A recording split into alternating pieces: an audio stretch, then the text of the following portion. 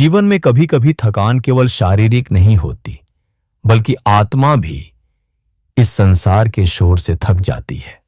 हमारे चेहरे पर दिखने वाली झुर्रियां हमें ये नहीं बताती कि हम बूढ़े हो रहे हैं, बल्कि हमारी आंखों की खोई हुई चमक ये संकेत देती है कि भीतर की कोई दिव्य शक्ति हमसे दूर हो रही है। पर क्या इस थकान को टाला जा सकता है? क्या बुढ़ापा सिर्फ उम्र का खेल है, या चेतना की साधना से हम समय को थाम सकते हैं? इस जीवन में बहुत कुछ हमारे नियंत्रण में नहीं होता, लेकिन अपने भीतर उतरना, ये अधिकार केवल आपके पास है। आज आप जिस ध्यान को जानने वाले हैं, वह केवल आंखें बंद करने की क्रिया नहीं है। यह आपकी आत्मा की यात्रा को अमरता की ओर ले जाने वाला द्वार है। यह वीडियो सिर्फ जानकारी नहीं है, यह उस गहराई में उतरने का निमंत्रण है जहां उम्र, थकान और बुढ़ापा सब पीछे छूट जाते हैं। यदि आप सच में अपने जीवन को भीतर से छूना चाहते हैं, तो यह यात्रा आपके लिए है।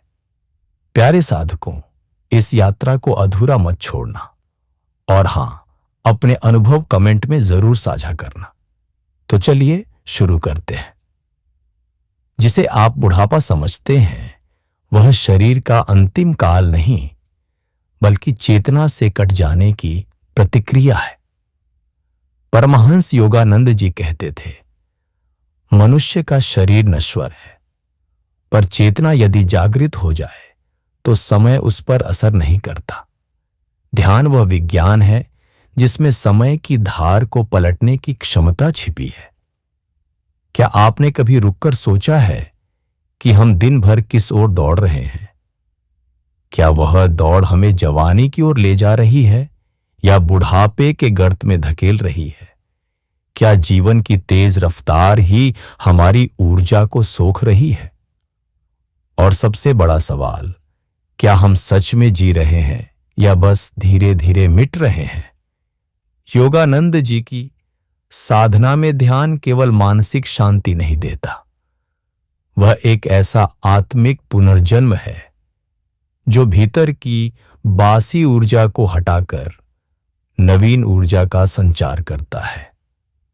जब आप गहराई से ध्यान करते हैं, आपके भीतर एक कंपन जन्म लेता है।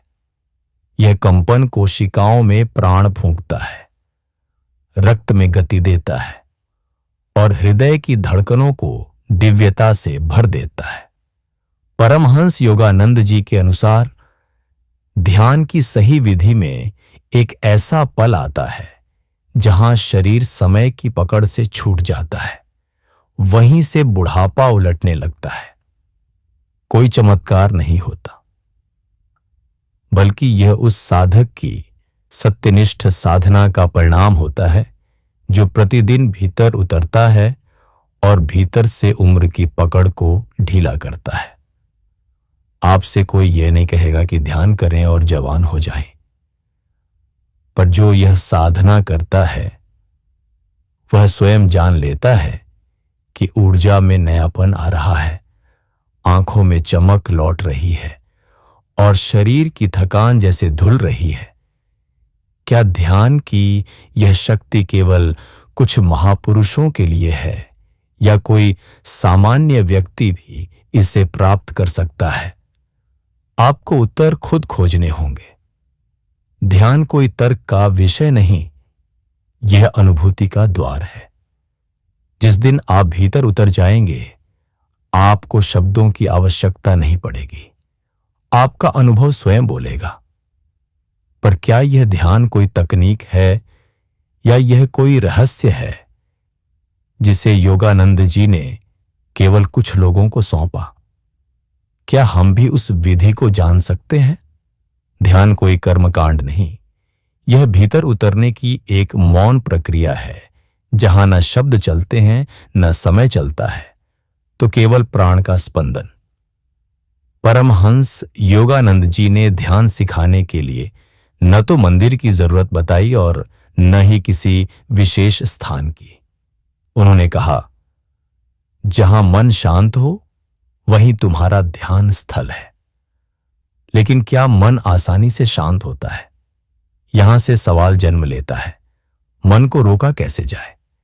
क्या ध्यान मन को दबा देना है या उसकी दिशा मोड़ना है? और क्या यह सब किसी सामान्य गृहस्थ के लिए भी संभव है? योगानंद जी ने अपनी साधना से यह सिद्ध किया था कि कोई भी साधक, चाहे वह जंगल में न हो, चाहे उसकी दिनचर्या व्यस्त हो, यदि वह भीतर उतरने का संकल्प कर ले तो यह साधना उसे बुढ़ापे को छूने से भी रोक सकती है। ध्यान की तकनीक कोई रहस्य नहीं, यह तो अंदर की निष्ठा और अनुशासन की भाषा है। पर अधिकांश लोग इसी से भागते हैं, क्योंकि भीतर जाना, खुद से मिलना कठिन है।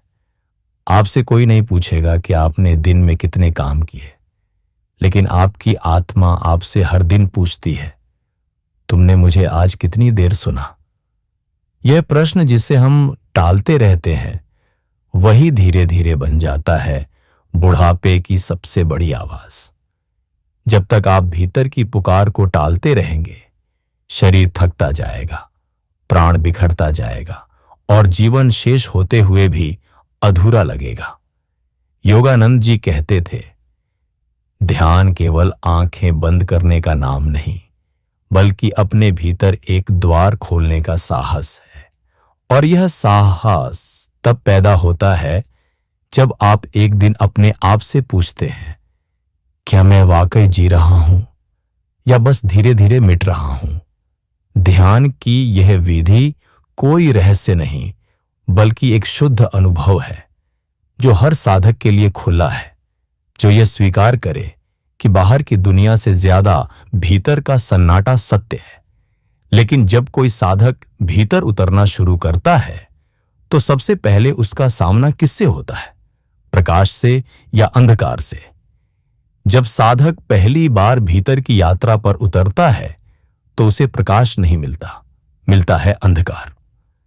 क्योंकि यह अंधकार बाहर का नहीं, बल्कि वर्षों से जमा हुआ भीतर का बोझ है, जिसे अब तक टाला गया, अनदेखा किया गया। पर योगानंद जी कहते थे, ध्यान का पहला चमत्कार है, वह तुम्हें तुमसे मिला देता है। और जब आप अपने ही भीतर उतरते हैं, तो सबसे पहले वही बातें सामने आती हैं जिनसे आप भागते रहे। अधूरी इच्छाएं, अपराध बोध, अंधेरे विचार और मौन आक्रोश। सवाल यह नहीं कि अंधकार है या नहीं, सवाल यह है कि क्या आप उस अंधकार में भी ठहर सकते हैं? क्या आप अपने ही भीतर की परछाइयों को देख पाने का साहस रखते हैं?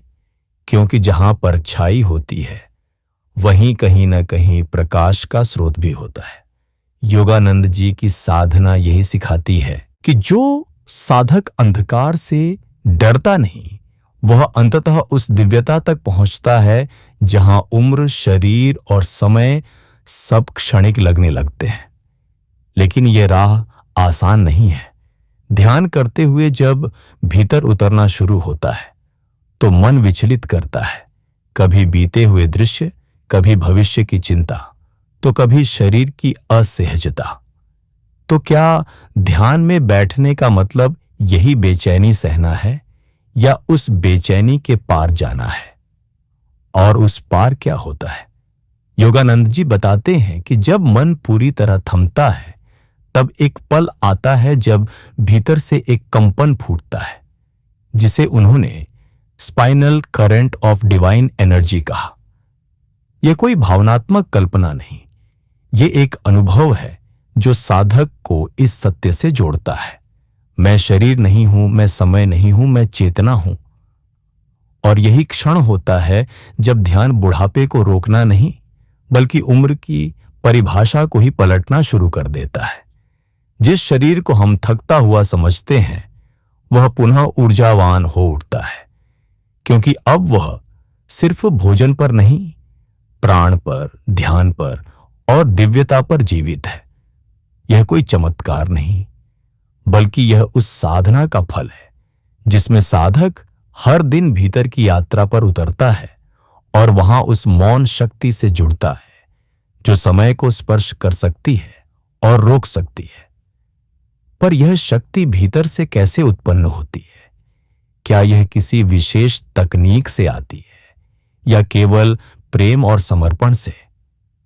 ध्यान कोई यांत्रिक प्रक्रिया नहीं, यह एक अंतर यात्रा है जहां साधक तकनीक से आगे बढ़कर अनुभूति में प्रवेश करता है। परमहंस योगानंद जी कहते थे, जिससे तुम बाहर से पाना चाहते हो उसे भीतर से प्रेम करो, फिर वह स्वयं तुम्हारे भीतर से प्रकट हो जाएगा। सवाल यह है, क्या हम ध्यान करते समय केवल मन को शांत कर रहे हैं या हम अपने भीतर के प्रेम स्रोत को जगा रहे हैं? क्या बिना प्रेम के ध्यान जीवित रह सकता है? और क्या बिना समर्पण के साधना फलदायी हो सकती है? योगानंद जी की साधना का मूल मंत्र था, divine love is the highest force. ध्यान को शक्ति प्रदान करने वाली ऊर्जा कोई विशेष आसन या मुद्रा नहीं, बल्कि वह प्रेम है जो साधक के भीतर ईश्वर को पाने की प्यास बन जाता है। यह प्रेम न तो व्यापार करता है और न उसे तर्क चाहिए, वह बस देना चाहता है, समर्पित होना चाहता है। तो क्या ध्यान में बैठना प्रेम में बैठने जैसा है?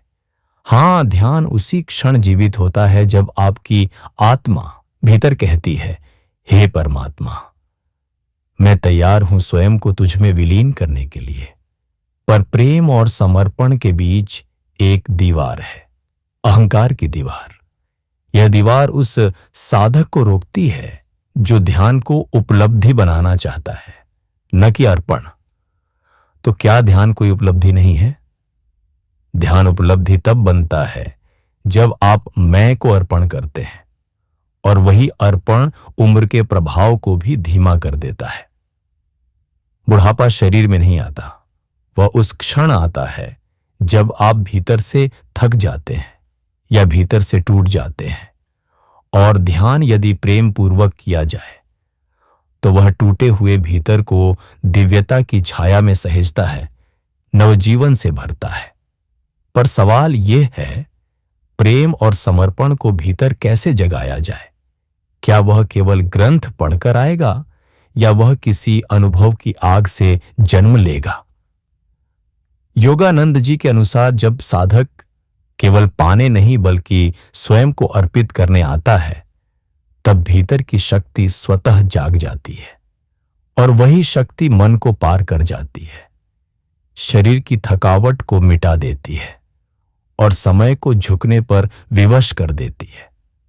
पर क्या आत्मसमर्पण भी एक अभ्यास है या यह किसी गहरे झटके, किसी आंतरिक टूटन से जन्म लेता है? आत्मसमर्पण का बीज कभी कभी अभ्यास में नहीं बल्कि टूटन में अंकुरित होता है। जब जीवन की कठोर लहरें आपके सारे संकल्पों को तोड़ देती हैं, जब कोई उपाय शेष नहीं रहता, तब भीतर से एक मौन आवाज उठती है, अब कुछ भी मेरा नहीं, अब मैं केवल तेरा हूं। यह वही क्षण होता है जब अहंकार की दीवारें ढहती हैं और आत्मा सत्य के आगे झुक जाती है। योगानंद जी ने इसी झुकने को स्वर्ण द्वार कहा था, जहां से होकर साधक ध्यान की गहराई में प्रवेश करता है। पर सवाल यह है, क्या हम टूटे बिना समर्पण कर सकते हैं? क्या अभ्यास और विनम्रता से भी यह द्वार खुल सकता है? उत्तर सीधा है, हां, यदि साधक अपनी सीमाओं को पहचान ले। अभ्यास वह दिया है जो अंधकार से लड़ता नहीं बल्कि निरंतर जलता है, अपने प्रकाश से उसे तिरोहित करता है। आत्मसमर्पण की प्रक्रिया मन को पराजित नहीं करती बल्कि उसे शांत करती है प्रेम से। जब साधक हर भावना को, हर विचार को और हर आशा को ध्यान में बैठकर समर्पित कर देता है, तो भीतर अदृश्य मौन उतरने लगता है और उसी मौन से जन्म लेता है नवजीवन।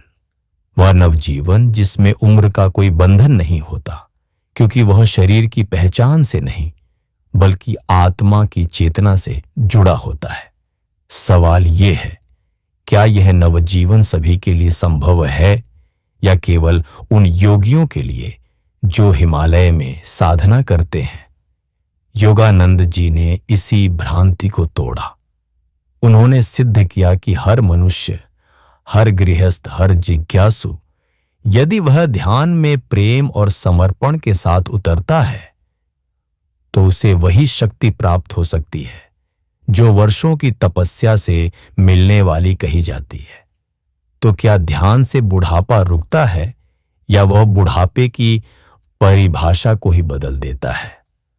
असल में ध्यान शरीर के क्षरण को स्वीकार करते हुए भी उसमें चेतना का पुष्प खिलाता है। यह चेतना वही है जो थके शरीर को प्रकाशमय बना सकती है। यह कोई कल्पना नहीं बल्कि अनुभूति है, और यही अनुभूति योगानंद जी की साधना का मूल सार है। लेकिन जब साधक इस चेतना में स्थिर होने लगता है तो भीतर क्या बदलने लगता है? मन, सांस या कुछ और? जब साधक चेतना में टिकना शुरू करता है तो सबसे पहले जो बदलता है वह भ्रम है।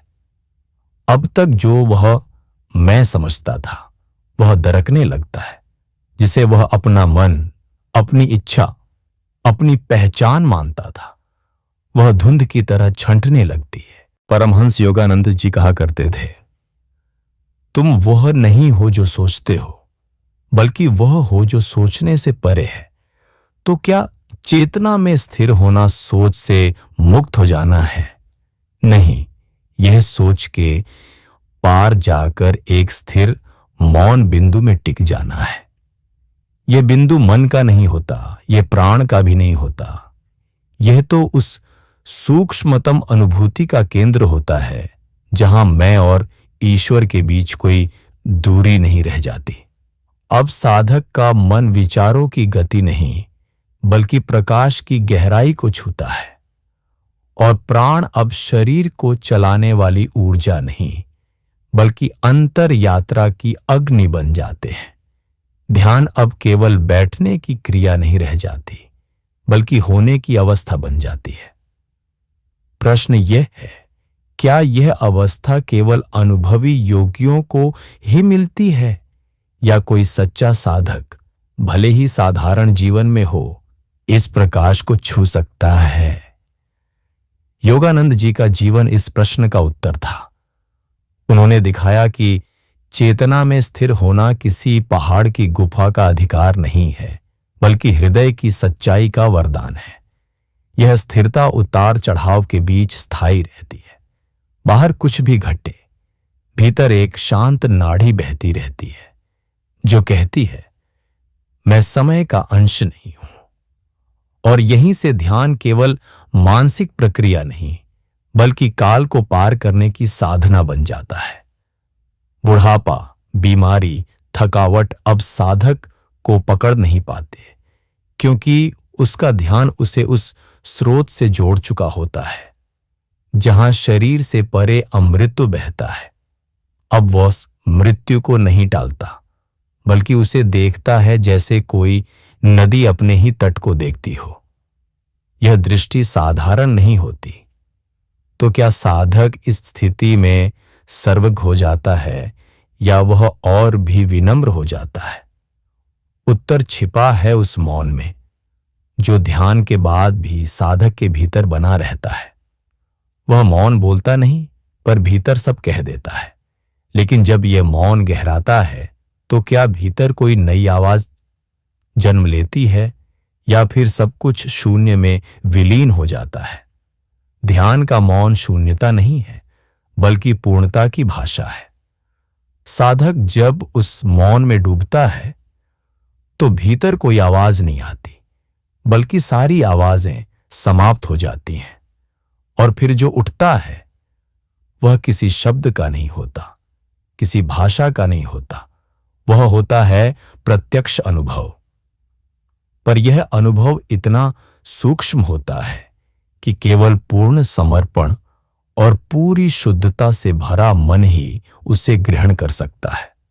यह सवाल उठता है, क्या हर ध्यान में मौन आता है या क्या हर मौन अनुभव बनता है? नहीं, मौन अपने आप में कोई उपलब्धि नहीं है जब तक वह भीतर के अहंकार को गलाकर चेतना को तरल न कर दे। जब मौन अनुभव बनता है तो वह केवल भीतर नहीं रुकता, वह जीवन के हर स्पंदन में उतर आता है। अब साधक को हर सांस, हर स्पर्श, हर दृश्य एक संकेत की तरह प्रतीत होता है, जैसे कोई दिव्य उपस्थिति हर दिशा में संदेश बनकर फूंक दी गई हो। यह वह क्षण है जहां साधक की आत्मा अनुभव से आत्मा को पहचानने लगती है। योगानंद जी कहा करते थे, जो मौन में नहीं सुना वह संसार के कोलाहल में कभी नहीं सुनेगा। तो क्या मौन ही ईश्वर है? नहीं, ईश्वर मौन नहीं है, पर मौन के द्वारा ही उसे छुआ जा सकता है, क्योंकि मौन ही वह दर्पण है जिसमें आत्मा पहली बार स्वयं को ईश्वर की आंखों से देखती है।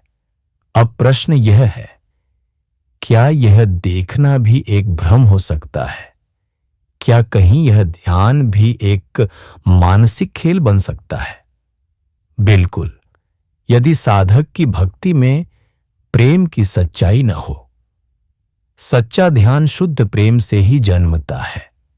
जब प्रेम सिद्ध से अधिक प्रिय होता है, जब मिलना नहीं सिर्फ समर्पण प्रिय होता है, तब मौन में जो जन्म लेता है वह ईश्वर नहीं बल्कि ईश्वर का स्पर्श होता है। और वही स्पर्श मन को बूढ़ा नहीं होने देता, क्योंकि वह हर पल को नया बना देता है। अब समय साधक के लिए एक रेखा नहीं बल्कि एक कमल की तरह खिलता क्षण बन जाता है। हर क्षण ईश्वर का आमंत्रण होता है, हर क्षण जन्म की तरह पवित्र होता है। और तब ध्यान केवल अभ्यास नहीं रह जाता, बल्कि प्रेम में डूबा हुआ एक मौन उत्सव बन जाता है। लेकिन जब जीवन स्वयं एक उत्सव बन जाए, तो क्या साधक को अब प्रयास की आवश्यकता रहती है या फिर साधना अपने आप साधक बन जाती है? कभी कभी साधना इतनी गहराई तक उतर जाती है कि वह साधक से अलग नहीं रहती। वह श्वास बन जाती है, वह दृष्टि बन जाती है, वह संगीत की तरह बहती है, बिना वाद्य, बिना आवाज, सिर्फ अनुभूति में गूंजती हुई। अब साधक साधना नहीं करता, साधना ही साधक बन गई होती है। यह वह स्थिति है जहां प्रयास पूर्ण स्वाभाविकता में ढल जाता है। जैसे किसी बच्चे को हंसने के लिए कोई अभ्यास नहीं करना पड़ता, वैसे ही साधक को अब ध्यान में उतरने के लिए कोई विशेष परिस्थिति नहीं चाहिए होती। न दिन चाहिए, न समय चाहिए, न आसन चाहिए, बस एक भीतर का स्पर्श चाहिए। लेकिन यह सहजता किसी आलस्य की देन नहीं होती, बल्कि वर्षों की सच्ची तपस्या की फसल होती है। अब मन शरीर का अंग नहीं बल्कि चेतना का दर्पण बन जाता है। साधक चलते फिरते भी ध्यान में होता है, बोलते बतियाते भी मौन में होता है। तो क्या यह जागृति हर किसी के लिए संभव है? प्रश्न महत्वपूर्ण है।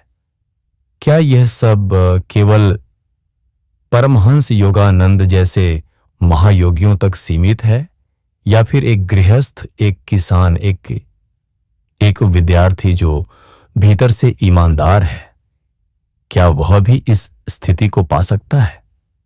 उत्तर सरल है। चेतना किसी वर्ग या स्थिति की मोहताज नहीं, वह केवल सच्चाई और प्रेम की भाषा समझती है।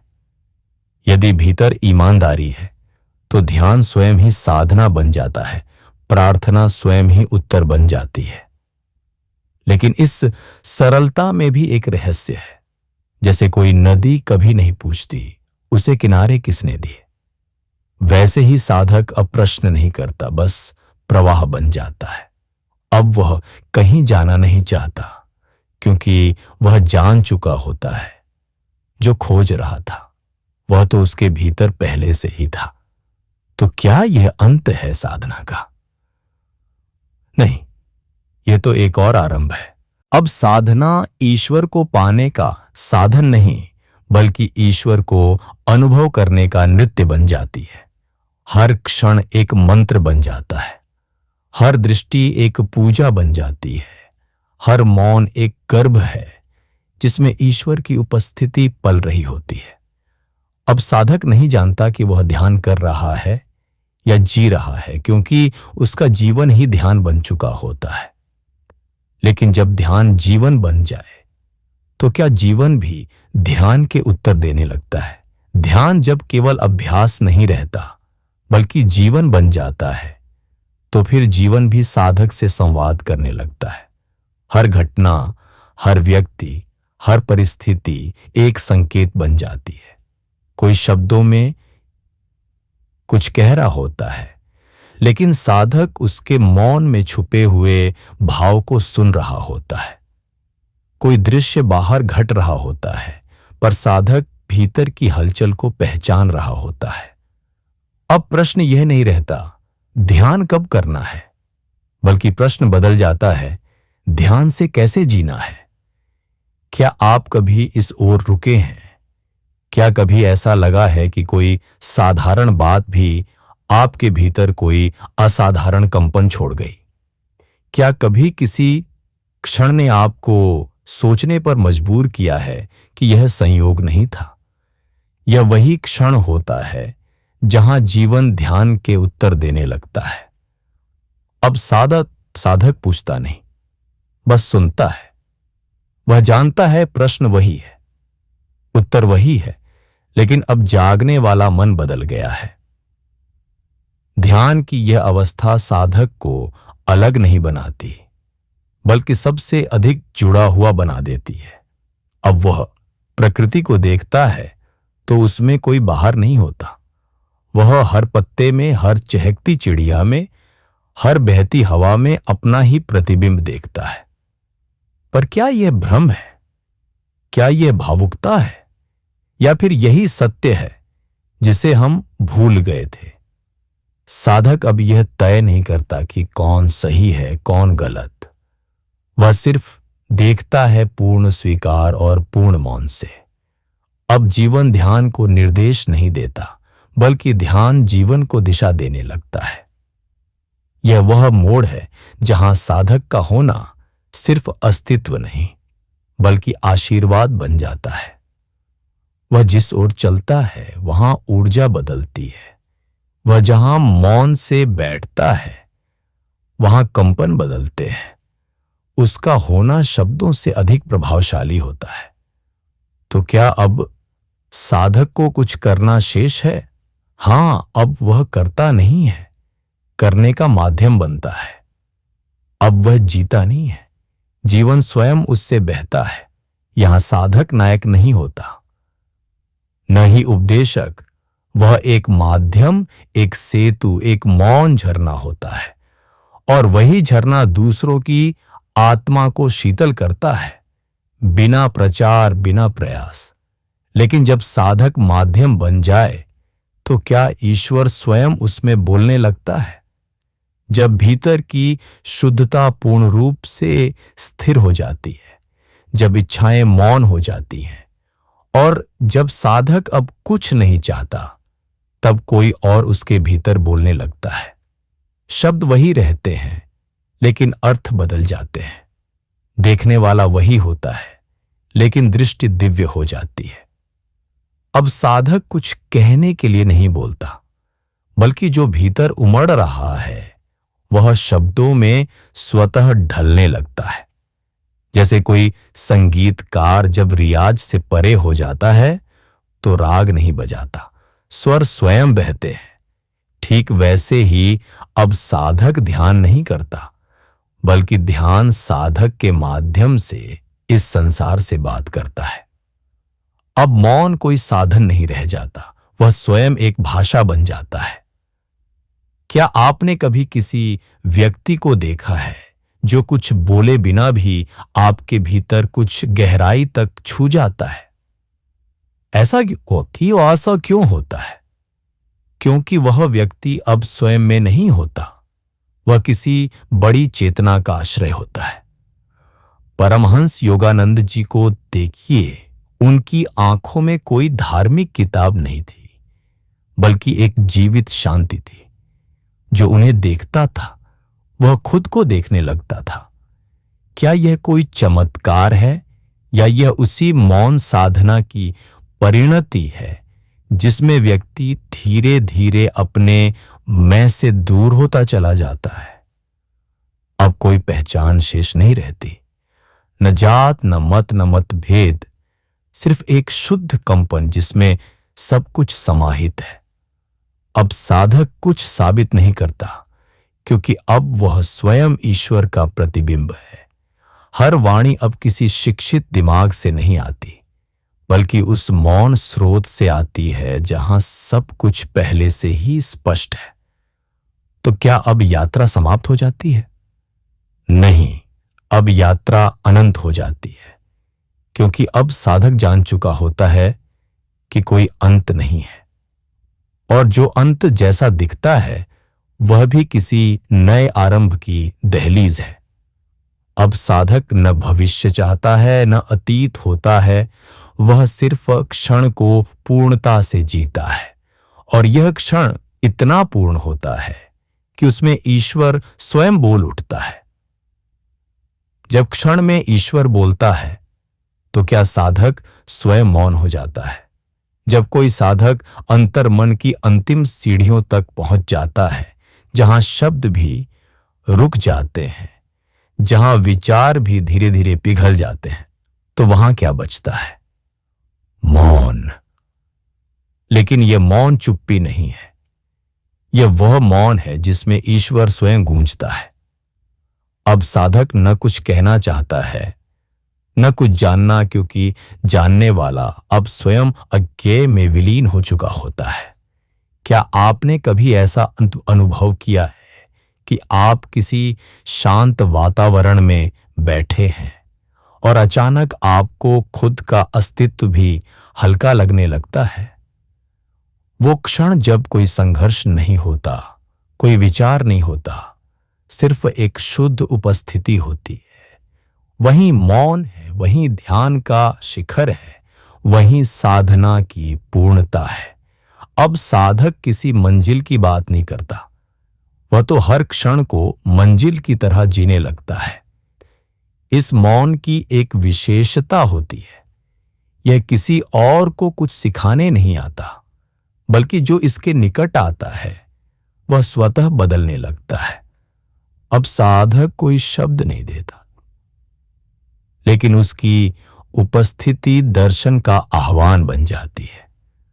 आप सोचिए, ऐसे कितने लोग इस धरती पर हुए हैं जिन्हें देखकर हमें अपने भीतर कुछ बदलता सा लगता है। वो कौन सी ऊर्जा होती है जो बिना कहे हमें कह जाती है? यह मौन का प्रभाव है। यह उस साधक की भीतर की यात्रा की महिमा है जो अब शब्दों से परे हो गया है। अब वह मौन रहता है, लेकिन उसकी ऊर्जा प्रार्थना बन जाती है। वह चलता है तो पृथ्वी नमन करती है, वह बैठता है तो वायुमंडल शांत हो जाता है। उसका मौन अब एक चेतन लहर बन चुका होता है जो पूरे जगत में अनसुना गूंजता है। लेकिन क्या यह मौन हम सबके भीतर भी नहीं है? क्या यह मौन किसी विशेष स्थान पर ही है, या फिर हम ही भीतर की ओर नहीं देख पा रहे हैं? सवाल यह नहीं कि ईश्वर कहाँ है, सवाल यह है, सच है कि क्या हम स्वयं को इतना मौन कर पाए हैं कि ईश्वर को सुन सके। अब साधक किसी अनुभव का दावा नहीं करता, वह तो अनुभव स्वयं बन जाता है। न इच्छा, न प्रतिज्ञा, न योजना, बस क्षण में पूर्ण समर्पण। और यही समर्पण उसे ईश्वर का साक्षात प्रतिबिंब बना देता है। जब साधक अनुभव बन जाता है तो क्या उसका जीवन ही ध्यान की जीवित मूर्ति बन जाता है?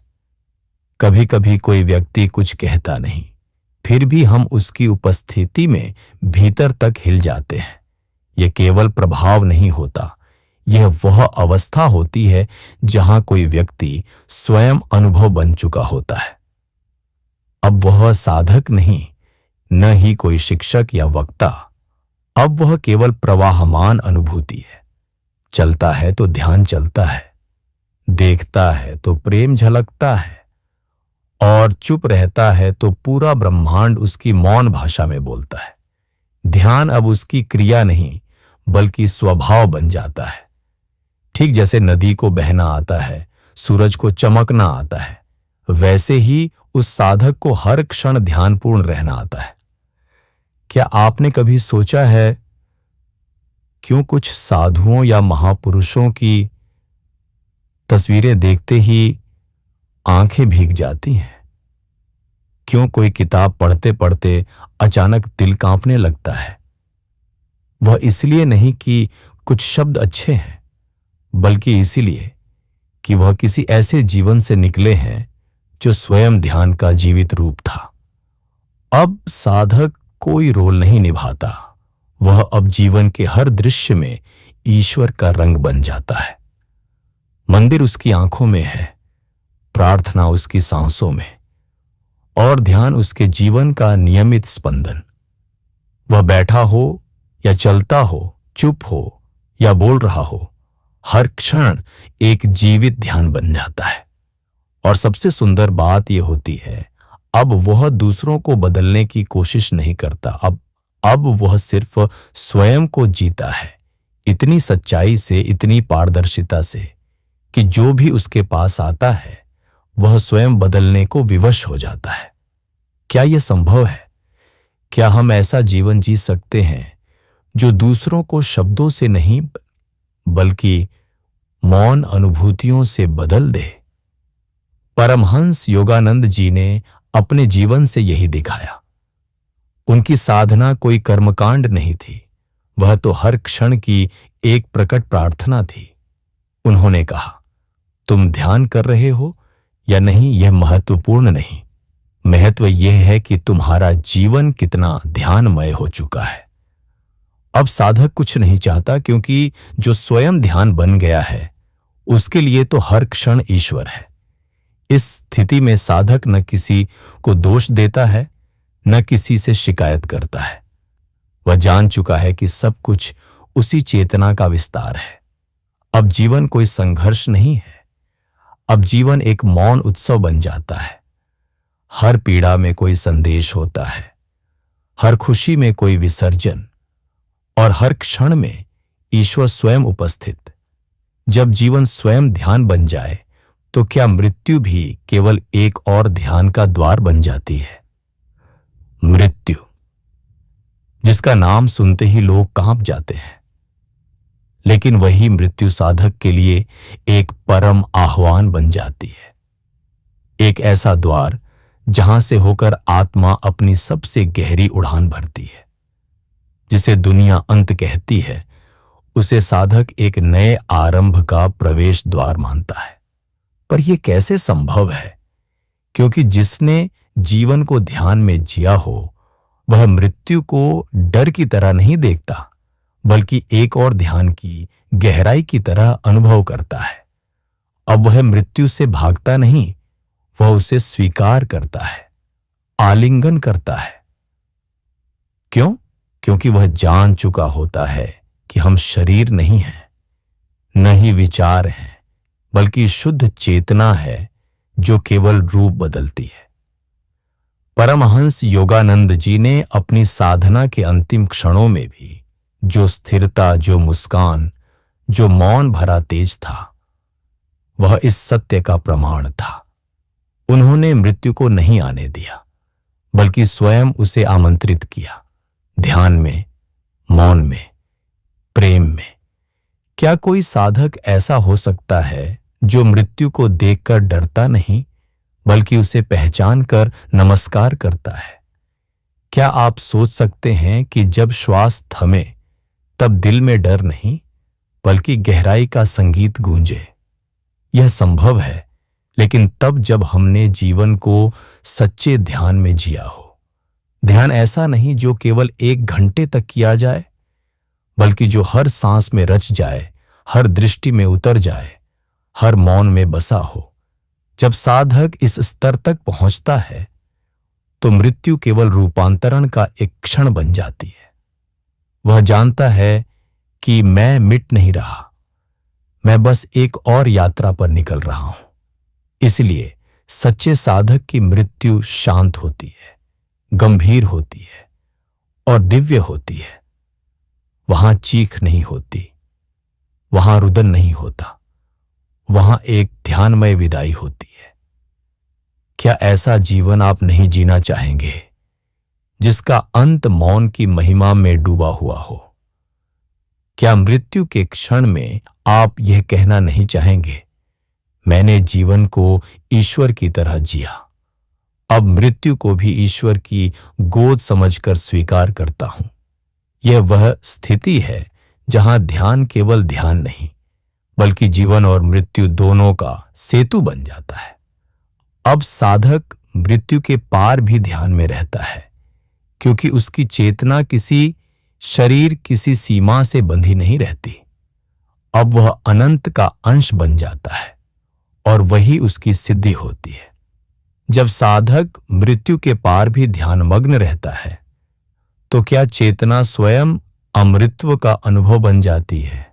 मौन के पार एक और मौन होता है, ध्यान के पार एक और ध्यान, और मृत्यु के पार वो अमरता जिसे शब्द छू नहीं सकते, जिसे केवल भीतर की आंखें देख सकती हैं। क्या आपने कभी सोचा है क्यों कुछ संतों के निधन के बाद भी उनकी उपस्थिति हमें आज भी महसूस होती है? क्यों उनके शब्द समय बीत जाने के बाद भी हृदय में नई ऊर्जा भरते हैं? क्यों परमहंस योगानंद जी अपने शरीर के चले जाने के वर्षों बाद भी लाखों लोगों के जीवन में प्रेरणा और उपस्थिति की तरह जीवित हैं? क्योंकि उन्होंने केवल जीवन नहीं जिया था, उन्होंने चेतना को ध्यान में स्थिर कर दिया था। अब उनका अस्तित्व किसी काया तक सीमित नहीं था, वह तो शुद्ध प्रकाश, शुद्ध प्रेम बन चुके थे। यही है वह बिंदु जहां साधक शरीर और आत्मा के परे जाकर केवल चेतना बन जाता है। अब वह न किसी समय में बंधा है, न किसी स्थान में। उसकी उपस्थिति हर उस दिल में है जो मौन में डूबा है, जो सत्य की तलाश में है, जो ध्यान में स्वयं को भुला बैठा है। यह अमरता कोई चमत्कार नहीं है, यह उस साधक की निर्बाध साधना का परिणाम है, जिसने हर सांस में ईश्वर को पुकारा, हर मौन में स्वयं को विसर्जित किया और हर क्षण एक दिव्य साक्षात्कार के साथ जिया। जब आप यह समझते हैं कि मैं शरीर नहीं हूं, मैं चेतना हूं, तब मृत्यु आपके लिए कोई खतरा नहीं रह जाती।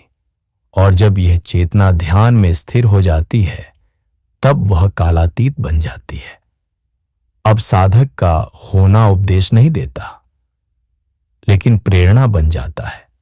अब वह शब्दों से नहीं, ऊर्जा से मार्गदर्शन करता है। क्या आप नहीं चाहते कि जब आपका यह शरीर इस संसार से विदा ले, तब भी आपकी चेतना उन लोगों के लिए प्रकाश का स्रोत बनी रहे जो अभी भी अंधेरे में रास्ता खोज रहे हैं? क्या आप नहीं चाहते कि आपकी साधना केवल आपको न बदलकर पूरे युग को छू ले? यह संभव है अगर आपका ध्यान केवल अभ्यास नहीं, बल्कि आपकी उपस्थिति बन जाए। फिर आप अमर नहीं कहे जाएंगे, आप अमरता के अनुभव में स्थिर हो जाएंगे। जैसे महायोगी, जैसे मुनि, जैसे वे ध्यानस्थ आत्माएं जिनका नाम नहीं रहा, लेकिन जिनकी प्रकाश लहरें आज भी समय की रेखाओं पर बह रही हैं। यही चेतना की सिद्धि है, यही है परमहंस की परमहंस उड़ान। जब साधक चेतना में स्थिर हो जाता है, तो क्या वह संसार में रहते हुए भी संसार से परे नहीं हो जाता? कल्पना कीजिए एक ऐसे मनुष्य की जो चलता है, बोलता है, हंसता है, लेकिन भीतर से एक महासागर की तरह शांत है। उसकी आंखों में कोई उद्देश्य नहीं, फिर भी वह हर क्षण साक्षी भाव से पूर्ण है। वह साधक न दुनिया से भाग रहा है, न उसे पकड़ रहा है बल्कि उसे पार कर चुका है। यही है ध्यान की अंतिम अवस्था, निर्विकल्प समाधि, जहां कोई विकल्प नहीं बचता, न अनुभव का, न विचार का, न इच्छाओं का। वहां केवल एक मौन साक्षात्कार होता है जो समय और स्थान से परे है। अब साधक केवल साधक नहीं, स्वयं परमात्मा का प्रतिबिंब बन चुका होता है। वह किसी से प्रेम नहीं करता क्योंकि वह अब स्वयं प्रेम बन चुका होता है। वह ध्यान नहीं करता क्योंकि अब हर क्षण वही ध्यान है। वह अपने अस्तित्व को न परिभाषित करता है न सीमित करता है, क्योंकि अब वह जान चुका है कि मैं कुछ नहीं हूं और मैं सब कुछ हूं। अब कोई विचार नहीं उठते क्योंकि विचारों की जड़ ही अहंकार होती है और वह अब अहं से परे जा चुका होता है। अब कोई डर नहीं, कोई लालच नहीं, कोई असुरक्षा नहीं, क्योंकि जिसे मृत्यु भी छू नहीं सकती उसे और क्या हिला सकता है। पर यह अवस्था भागने से नहीं मिलती, छोड़ने से नहीं मिलती। यह तो तब मिलती है जब आप संसार को जीते हैं लेकिन भीतर से साक्षी भाव में स्थिर रहते हैं। यही है जीवन में रहकर भी संसार से परे हो जाना। एक पैर भूमि पर, दूसरा असीम में, एक आंख संसार में, दूसरी स्वयं में। यही है सच्ची मुक्ति। न कहीं जाना है न कुछ पाना है, बस जो है उसे पूरी तरह जान लेना है। इस अवस्था में आप साधक नहीं, प्रकाश बन जाते हैं। अब शब्द गौण हो जाते हैं, ऊर्जा ही भाषा बन जाती है। आपका मौन दूसरों के भीतर भी एक शांति की लहर बनकर उतरता है। आपका स्पर्श घाव नहीं छूता, आत्मा को जगाता है। आपका होना अब किसी परिचय का मोहताज नहीं, क्योंकि आप अज्ञात की शक्ति में विलीन हो चुके होते हैं। परमहंस योगानंद जी ने सिर्फ ध्यान नहीं किया था, उन्होंने स्वयं को ध्यान में विसर्जित कर दिया था। इसलिए उनकी उपस्थिति आज भी लाखों आत्माओं को भीतर से जगा रही है। तो आप भी सोचिए, क्या आप केवल ध्यान करना चाहते हैं या स्वयं ध्यान बनना चाहते हैं? क्या आप केवल शांत होना चाहते हैं या स्वयं शांति की उपस्थिति बनना चाहते हैं? क्या आप मृत्यु से मुक्त होना चाहते हैं या मृत्यु के पार जाकर अमृता का अनुभव करना चाहते हैं? यही प्रश्न नहीं, यही मंत्र है और यही वह बिंदु है जहां ध्यान समाप्त नहीं होता, वह स्वयं जीवन का रूप बन जाता है। अब आप कहीं नहीं जाते, आप हर जगह होते हैं।